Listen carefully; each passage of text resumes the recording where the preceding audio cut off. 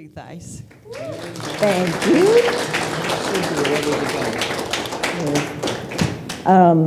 I was, just last week, I Googled what I Googled was startling statistics about stress, which this is completely aside from my presentation, but I learned from someone else that if you want some interesting information, you just Google startling statistics about, and then whatever you want, and you can get all sorts of really cool information. Handy tip, and it's free.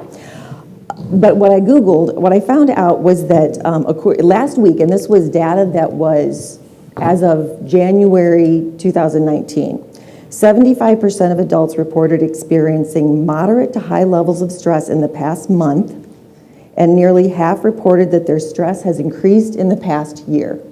Can anyone relate to that? No. Liar! 80% of workers feel stress on the job, and nearly half say they need help in learning how to manage stress. 42% say their coworkers need such help. And I kind of wonder how they know that. Interesting. My belief, and I had 17 years of experience when I was working for other people, and I just hit 19 years in running my own business. And what I have found and what I've seen is that stress is often related to time management, and it's having enough time to do the things that we want to do. And based on what I saw out there, I created what I call, so this is so weird. I have to say, I don't know how this happened, but this is not the font that all my things were in. It was a much, much larger sans serif font. So I don't know how this happened in translation. But anyway, I'm sorry. This is a horrible thing to say. I know you can't read this, but that's not the font I had in there. So in any case, I created what's called the state of mind model. Getting a little feedback. State of mind model. And here's what that is. When I was out in the workplace and working with my clients, I see 6 different states of mind. And if you look at the bottom, the first one on the right there is panic. And panic is what happens when the client moves up the date, you realize you're not going to be able to hit payroll. I mean, it's something, you've waited till the last minute to do something, and now you have to turn this thing in. Whatever it is, somebody calls in, and if you work in a retail situation, a bunch of people are calling sick, and all of a sudden you don't have anybody to manage the register, whatever it might be, but it's panic. Some people can get excited living in the panic state because it's a rush. And a lot of people who put things off until the last minute and say they do their best work at the last minute when they really don't, but they do it because they like to live in that rush panic state. They get a high out of it, a natural high. Next to the left of that is anxiety. And anxiety is just living under a dark cloud. It's just waiting for the shoe to drop. It's not feeling like you're never going to have enough business, or feeling like you can't control what's going on in the outside environment, maybe in the political situation, whatever it might be. But it's just this low-level gray cloud that you're constantly living under that is stressful and depressing. Right above that is complacence. And complacent people are the ones who are phoning it in, although they would probably be too lazy to pick up a phone. They are perhaps this close to retirement, or they work in such a dysfunctional environment that they've just given up. They figure that nothing they do is going to make a difference. However, the one thing that complacent people are not complacent about is complaining. So a complacent person can bring down a small organization, a team, even a small business with their toxicity and trying to bring people along with them with their negative attitude.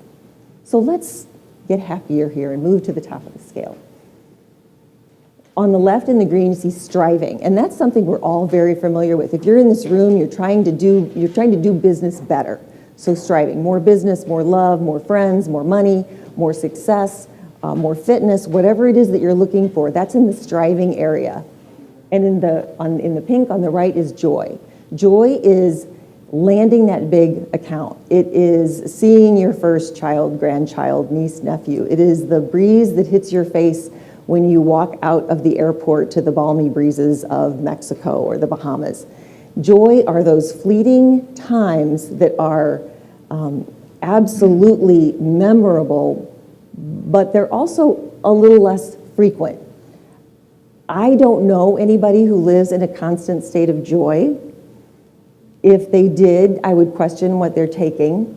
And honestly, I'd probably find them annoying. And in the middle at the top is contentment. And that's the entire thrust of what I believe we need to be focusing on with the way we manage our time. Contentment means a sense of peaceful happiness. There's a reason why it is separate from complacence, and that's because when I talk about being content with how you spend your time, some people say, well, content, why would you settle for that? It doesn't mean that. Content means a sense of peaceful happiness about the choices that you've made, about the work that you've done, about the effort that you've put forth. If we were to look at these states of mind and how much time we spend in them, this is probably what it would look like right now. So the bad stress in this pie chart, the bad stress that kind of looks like dirt pie is down at the bottom. All those feelings at the bottom create bad stress. To the left, we might spend a little bit of time in contentment, that little tiny piece, like recognizing, yeah, I did a good job about something, but not nearly as much as we should. Striving, we are completely familiar with. Always trying to check more things off of the to-do list, accomplish more, do more, be more. And joy kind of hits you in the face in a good way. So that happens, but again, maybe not as often as it could. I want to change that. If you want to be successful in today's crazy busy environment, there are two skills that you must get good at. The first is choosing. One of the reasons why we don't choose is because there are so many options. And when we don't choose, what we end up doing is having mismatched priorities, multitasking, and there's an entire method that I will share with you to determine what choices you should make, but today we're going to talk about just a few of them. This is the Making Minutes Matter method, and you can see it starts with core values and it ends with activities and tasks. And because of the time that I have today, we're only going to go through a few of those, but I want to start with core values and explain why it's so important that you know them and where it is in this process. You often see when you talk about mission, vision, values, that the core values is in the third position. That you figure out what your mission is, whether it's your business mission or your personal life mission, that you figure that out, and then you figure out what your vision is, and then beyond that you figure out what your core values are. I think that's completely messed up.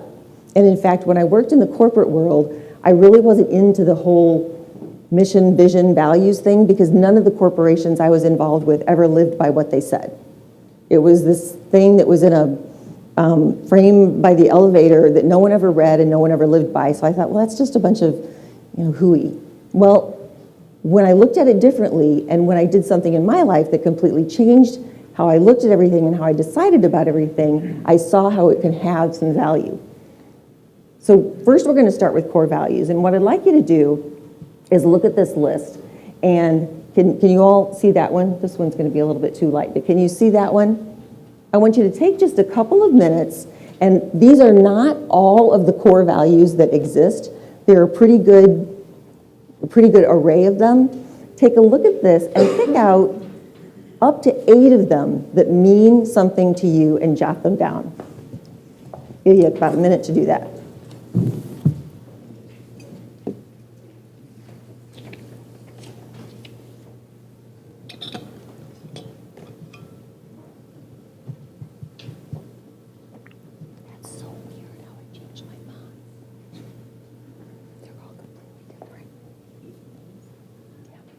Okay, I'm running out of time, so I'm going to have to go a lot faster. We're not going to be able, I don't want to give short shrift to the exercise, and it's really important that you do this in order to get the information that you need, but I want to show you how this takes place in real life.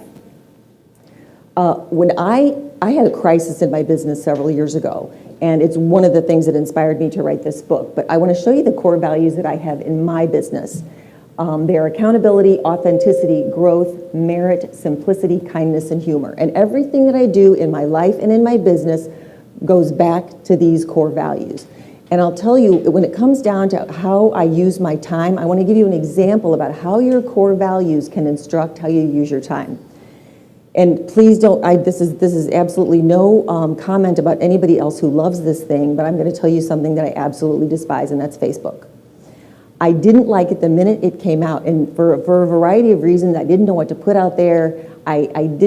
It was like I didn't really think I had that much interesting to say. I think it's a time suck. I mean, there's all sorts of things. And again, I'm not making any indictment about people who like it, but I did not. However, people kept saying, you really need to get on it. You need to, it's a great, inexpensive way to market your business, and you need to have your presence out there. And so I kept on saying that I would. I made a posting schedule that I never followed. And all these different things that I tried to do. I tried to get smarter about it. I did all sorts of things, and I never followed through once with any consistency, more than posting occasionally. Then when this Cambridge Analytica thing came up, that was my excuse. I went out there and I thought, I want to see what they have on me. So I went out and I saw that they had the phone numbers of every single one of my contacts. And I know that lots of other platforms probably have that too, but I was kind of looking for an excuse. So I got off. I completely deleted my profile and I got out. It was only then that I looked back and I saw what the reason that I couldn't do Facebook anymore. One, there was no authenticity. I was going to be out there posting stuff that I didn't want to share and liking stuff that I didn't care about, and it was about as inauthentic as it could get. Not only that, but you also create anti-values in this process. And what I saw as me only being on Facebook for what it could do for me was extremely selfish. So I was either going to have to be inauthentic or selfish to stay on Facebook. Once I bumped it up against that, it was really easy to say, I'm out of here. I'm going to move down this chart, which I was planning to do anyway, but I'm going to have to even go faster now. You'll see that it says core values, mission, vision, goals, and then commitments. This is something that you probably don't see in a lot of places, because after you have goals, you have to have commitments. A goal is a really nice thing to have, but what are you committed to do to make it happen? The way I like to say it is that commitments have teeth. It's not just, this is my goal for this year. Here are the things I'm committed to do to make it happen. So you set out your commitments, and from there, you need your activities and tasks, which brings you to the other skill you must have in order to be successful, and it's the ability to focus. And I don't know how many people have been in this position where you've got the thing that you're going to work on, and squirrel, bright shiny object, it's the thing that draws you away from the thing that you know you should be doing. Now I recognize that an ATV riding squirrel having a conversation with the bird could be distracting.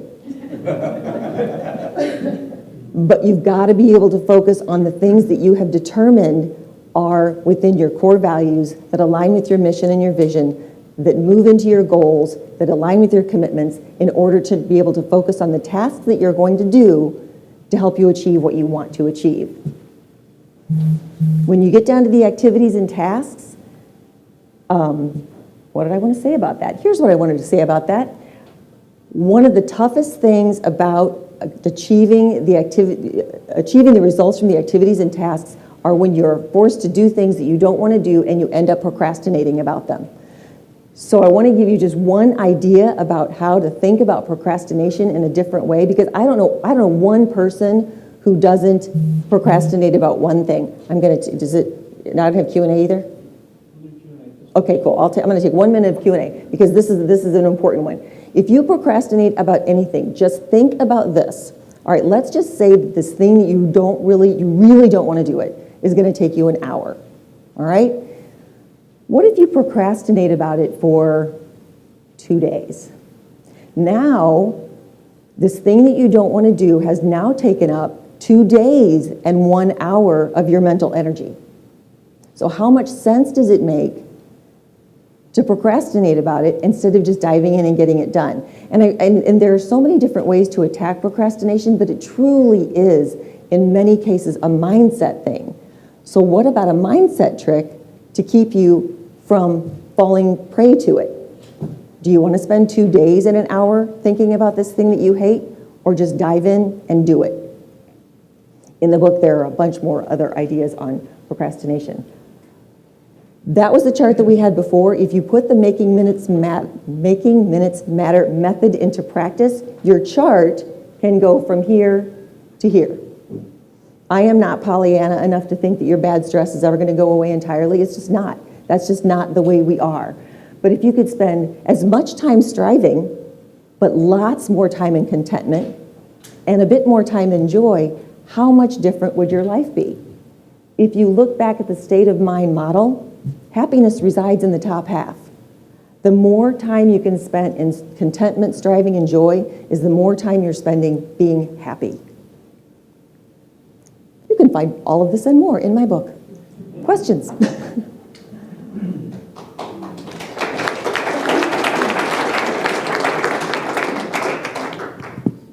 Questions for Mary?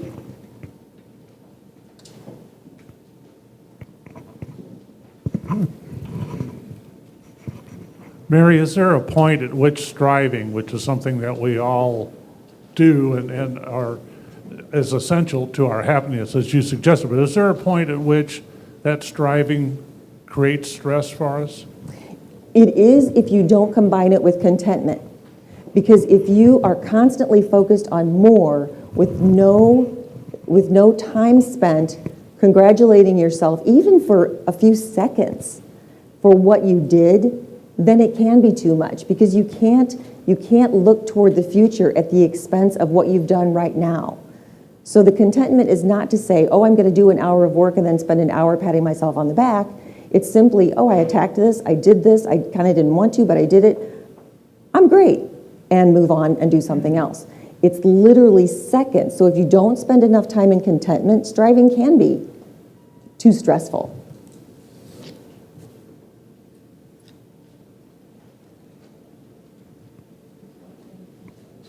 This isn't a question, but it's a comment about the core values. So I'm one of the people that, when Facebook came out, I hated it. It was like I didn't want it. It seemed like a time waster.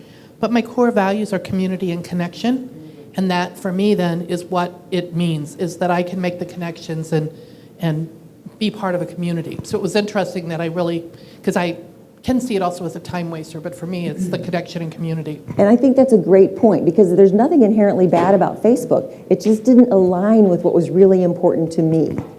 So there you go. Thank you for that, Karen. Mary, do you have a strategy for letting go? Of what in particular?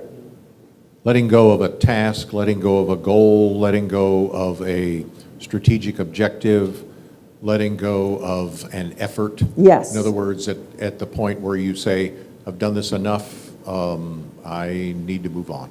That whole winners never quit and quitters never win, I think that's garbage. I think smart people know when to quit. And you look at something and it's either not working and you need to shift, or it's something that you wanted and now you don't. I tell this story about we bought a house, the house that I thought I always wanted, and once, I was literally sitting in an empty house waiting for the moving trucks to come and knew I didn't want to live there. But I never would have known that if I hadn't bought it. If my husband and I hadn't bought that house, I would have always thought that was the house I wanted. So sometimes that experience is enough to say, okay, now I know something, I have the information and I can move on. And also, in terms of things, does it need to be done? Do you need to delegate it? Does anybody need to be doing it at all? Those are good things too, to think about whether or not you should be spending your precious minutes on them. Mary, your framework and your ideas are great. I'm just wondering, on a day-to-day basis, what kind of daily habits do you think would be helpful for somebody who wants to try and at least build this into their daily life? I'm glad you used that word, because I'm not a huge believer in habits. I'm a huge believer in routines.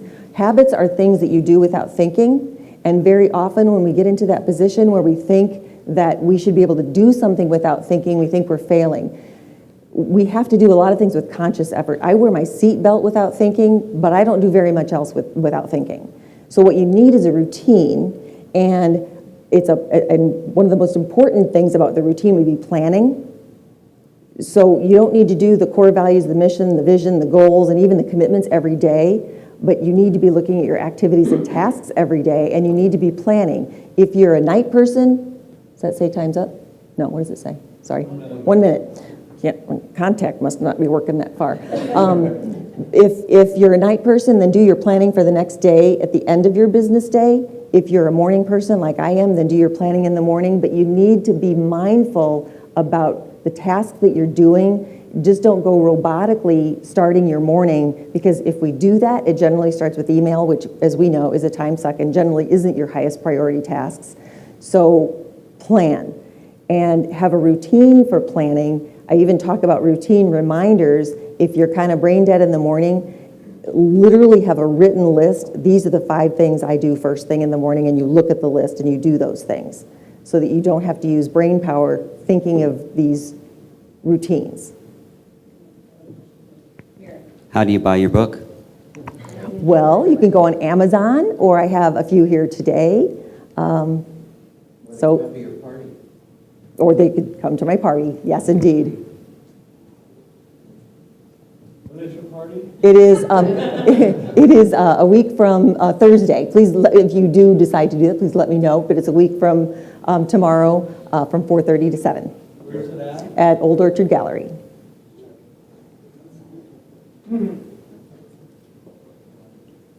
Time's up. Thank you.